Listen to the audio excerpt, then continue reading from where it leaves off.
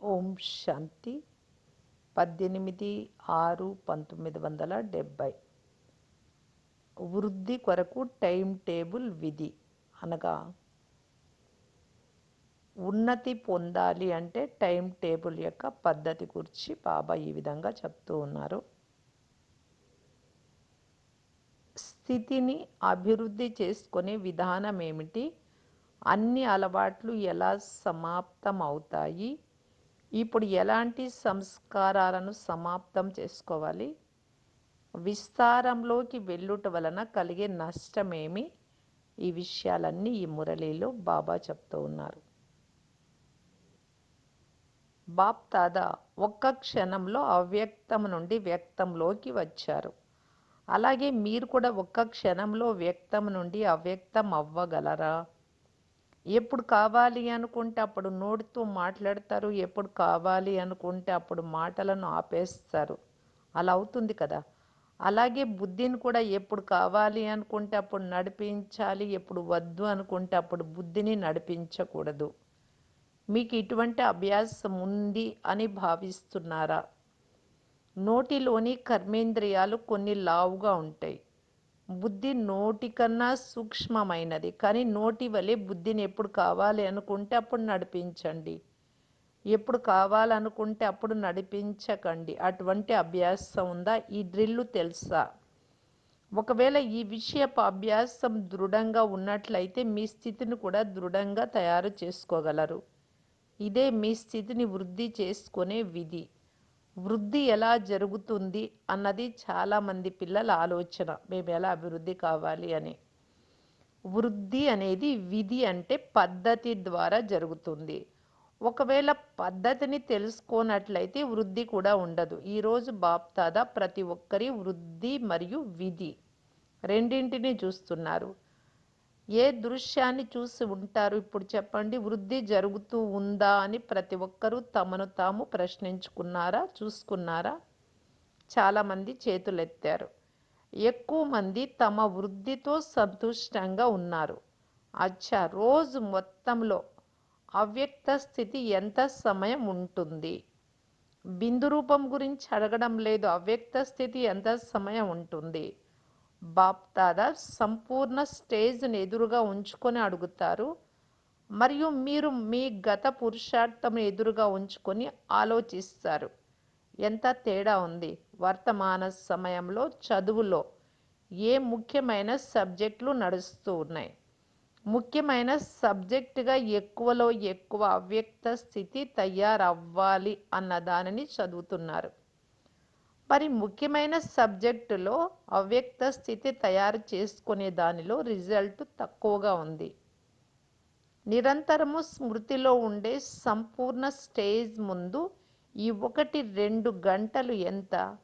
ఇంతకంటే ఎక్కువగా మీ అవ్యక్త స్థితిని తయారు చేసుకునే పద్ధతి బుద్ధిలో ఉందా? ఒకవేళ విధి ఉన్నట్లయితే, పద్ధతి పాటిస్తూ ఉన్నట్లయితే వృద్ధి ఎందుకు ఉండదు? కారణం ఏమిటి? విధి యొక్క జ్ఞానం మొత్తం స్పష్టంగా బుద్ధిలోకి వస్తుంది, కానీ ఒక విషయం మాత్రం రాదు. ఈ కారణంగా విధిని తెలుసుకున్నా కానీ వృద్ధి ఉండదు. అది ఏ విషయము? అచ్చా, వృద్ధి ఎలా జరగాలి అన్న దానిపై ఈరోజు వినిపిస్తాము. బుద్ధిలోకి రాని ఆ ఒక్క విషయం ఇదే: విస్తారం చెయ్యడము మరియు విస్తారంలోకి వెళ్ళడం వస్తుంది, కానీ విస్తారాన్ని ఎప్పుడు కావాలి అనుకుంటే అప్పుడు సర్దుకోవడము మరియు ఇముడ్చుకోవడం, ఈ ప్రాక్టీస్ తక్కువగా ఉంది. జ్ఞాన విస్తారంలోకి రావడం కూడా తెలుసు, కానీ జ్ఞాన విస్తారాన్ని ఇముడ్చుకొని జ్ఞాన స్వరూపులుగా తయారవ్వడం, బీజ రూపంగా అవ్వడం, ఈ ప్రాక్టీస్ తక్కువగా ఉంది. విస్తారంలోకి వెళ్ళటం వలన సమయం చాలా వ్యర్థంగా వెళ్ళిపోతుంది, మరియు సంకల్పాలు కూడా వ్యర్థంగా వెళ్తున్నాయి. అందువలన ఏ శక్తి జమ అవ్వాల్సి ఉందో అది జమ అవ్వడం లేదు. ఇందుకొరకు ఏ ప్లానును తయారు చెయ్యాలి అన్న దానిని ఈరోజు వినిపిస్తాము. మొత్తం విశ్వంలో అతి పెద్దవారు ఎవరు? బ్రాహ్మణులు. అతి పెద్దవారు ఏం చేస్తారు? ఈ రోజుల్లోని పెద్దవారు ఏ సాధనను అనుసరిస్తారు? దానితో పెద్ద పెద్ద కార్యాలలో వారు సఫలత పొందుతారు. మొదటగా వారు తమ సమయాన్ని సెట్ చేసుకుంటారు.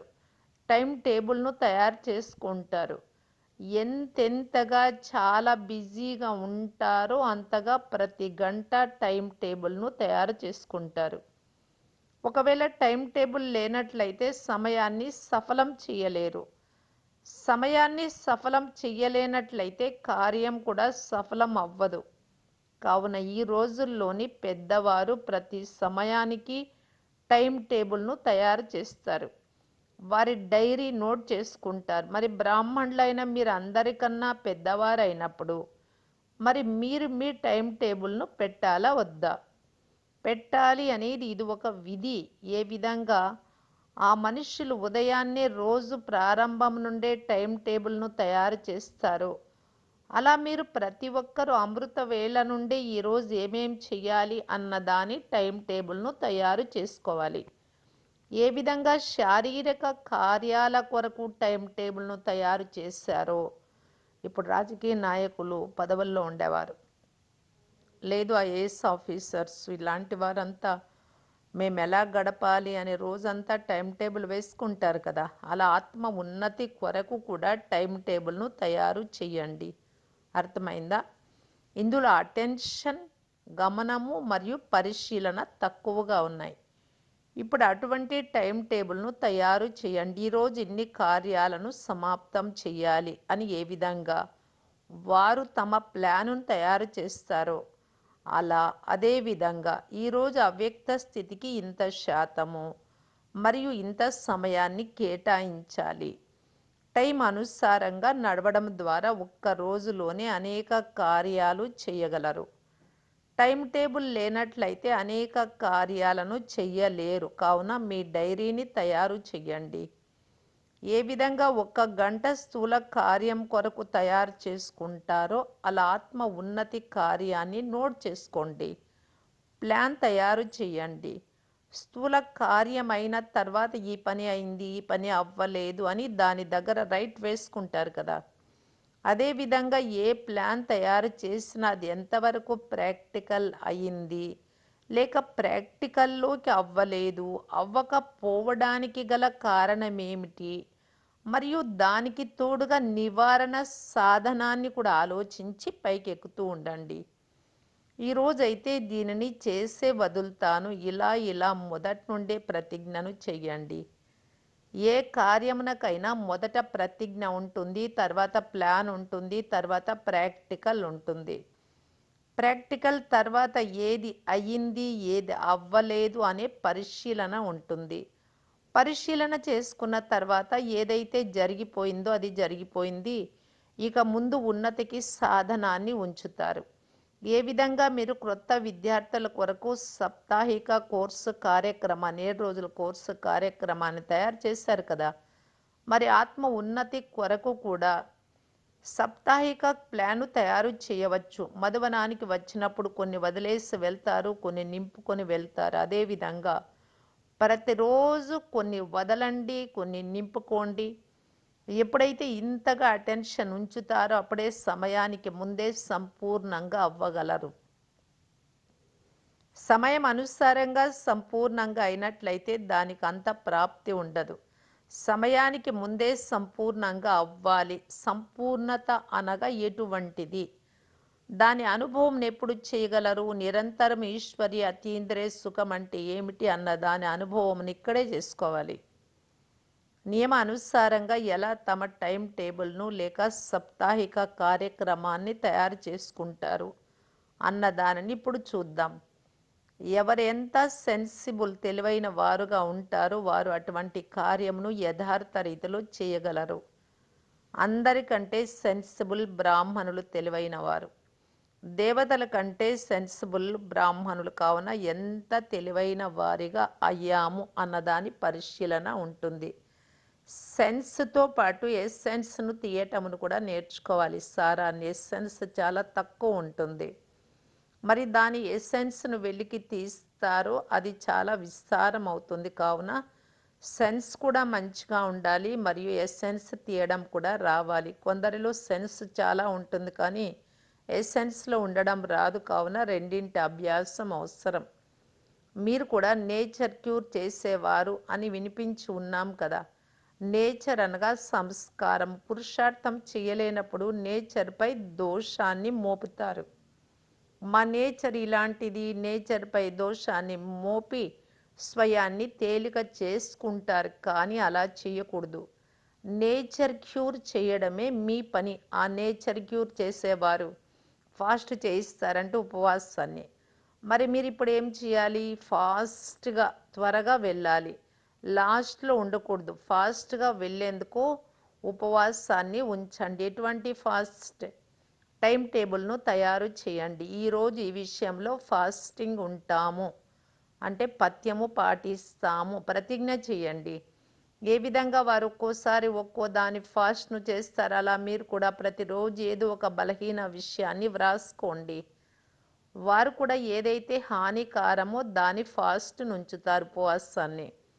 అది తినొద్దు అని చెప్తారు. కావున పురుషార్థంలో ఏ హానికరమైన విషయాలు ఉన్నా వాటి ఫాస్ట్ను ఉంచండి. పథ్యాన్ని మరలా దాని పరిశీలన కూడా చెయ్యండి. కొందరు వ్రతాన్ని ఉంచుతారు, ఉపవాసాన్ని పెట్టుకుంటారు, కానీ చెయ్యలేకపోయినట్లయితే మధ్యలో తినేస్తారు కూడా. ఏ విధంగా భక్తి మార్గపు అలవాటు అయి ఉందో అలా ఇక్కడ కూడా చేస్తారు. దీన్ని చేయకూడదు అని ఉదయాన్నే ప్రతిజ్ఞ చేస్తారు. మళ్ళీ రోజు ప్రారంభమయ్యే కొద్దీ ఆ ప్రతిజ్ఞ సమాప్తం అయిపోతుంది. ఇక్కడ కూడా అలాగే ఉదయాన్నే ప్రతిజ్ఞ చేస్తారు. మళ్ళీ తర్వాత ఏం చేయాలి? సమస్య అలా వచ్చేసింది. సమస్య పూర్తి అయిన తర్వాత చేస్తా, మరలా చేస్తా అని అంటారు. ఇప్పుడు ఆ సంస్కారాన్ని సమాప్తం చేయండి. సర్దుకోవడము మరియు ఇముడ్చుకోవడమును నేర్చుకోండి. పాత సంస్కారాన్ని ఇముడ్చుకోవాలి. దాని ప్రతిజ్ఞ చేయండి మరియు ఫాస్ట్ ఉంచండి, పథ్యాన్ని పాటించండి. పెద్ద మనుషుల ప్రోగ్రాము మొదటి నుండి ఫిక్స్ అయి ఉంటుంది కదా. మీరైతే అందరికంటే పెద్దవారు కావున మీ ప్రోగ్రామును కూడా 6 నెలలకు ఫిక్స్ చేసుకోండి. ఈ కార్యాన్ని చేసే వదులుతాను, తయారు చేసే వదులుతాను. ఎప్పుడైతే ఇంత నిశ్చయ బుద్ధి కలవారిగా అవుతారో అప్పుడే విజయులుగా అవుతారు. తండ్రిలో అయితే నిశ్చయం ఉంది, కానీ మీరు కూడా నిశ్చయ బుద్ధిగా ఈ కార్యమును చేసినట్లయితే అప్పుడు ఇక విజయమే విజయం. విజయమునకు ముందు సమస్య అన్నది పెద్ద విషయమేమీ కాదు. అప్పుడు ఆ సమస్యగా అనుభవం అవ్వదు, కానీ ఆటగా అనుభవం అవుతుంది. ఆటను సంతోషంగా ఆడడం జరుగుతుంది. ఏదైనా కార్యం సహజమైనదైనట్లయితే, ఇదైతే ఎడమ చేతితో ఆట ఆడినట్లు ఆడతాను అని అంటారు కదా, అనగా అంత సహజమైనది. మరి ఇది కూడా బుద్ధి ఆట అయిపోయింది. ఆటలో గాబరా పడరు, పెద్దవారి కంటే పెద్దవారుగా ఉన్నారు. మరి అతి పెద్ద స్థితిని కూడా తయారు చేసుకోండి. కొంతమంది పెద్దవారు ఎలా ఉంటారు అంటే, వారికి తమ పెద్దరికంలో ఉండడమే రాదు. మీరు అలా అవ్వవద్దు. మీరు ఎంత పెద్దవారో అంతే పెద్ద స్థితిని తయారు చేసుకొని చూపించండి.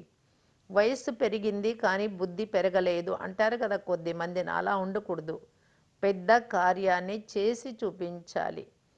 తక్కువలో తక్కువ 8 గంటల లక్ష్యాన్ని ఉంచండి. అవ్యక్త స్థితిని గూర్చి చెప్తున్నాము. అవ్యక్త స్థితిని 8 గంటలు తయారు చేసుకోవడము అన్నది పెద్ద విషయమేమీ కాదు. అవ్యక్తుని స్మృతి అనగా అవ్యక్త స్థితి. తండ్రిని 2 గంటలు ఎందుకు స్మృతి చేస్తారు? 2 గంటలు తండ్రి స్మృతి ఉన్నట్లయితే మిగిలిన సమయాన్ని ఏం చేస్తున్నట్టు? తండ్రికి స్నేహిలా లేక మాయక? ఎవరితో స్నేహం ఉంటుందో, స్నేహం అనగా సంపర్కం, ఎవరితో సంపర్కం ఉంటుందో వారిలాంటి సంస్కారాన్ని తప్పక నింపుకుంటారు. సంస్కారం కలిసే ఆధారంతోనే సంపర్కం ఉంటుంది కదా. మరి ఒకవేళ తండ్రి స్నేహిలుగా ఉంటే, సంపర్కం కూడా ఉన్నట్లయితే సంస్కారాలు ఎందుకని కలువవు? మీరు మాయా స్నేహిలు అని అప్పుడు బాప్దాదా అంటారు. ఒకవేళ 2 గంటలు తండ్రికి స్నేహిలుగా ఉండి మిగిలిన 22 గంటలు మాయకు స్నేహిలైనట్లయితే ఏమంటారు? సేవ చేస్తూ కూడా స్నేహాన్ని, సంపర్కమును వదలవద్దు.